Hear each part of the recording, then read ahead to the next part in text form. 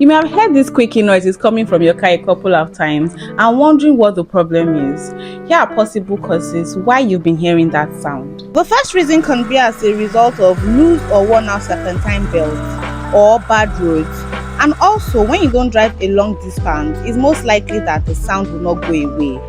Sometimes the squeaky sound that you hear can also be associated with a faulty or lack of lubrication on your vehicle suspension system. Another possible reason could be worn out brake pads or even a faulty power steering system. I hope you found this video useful. To get this checked, you can download the FreeCool app on the Google Play Store or the App Store.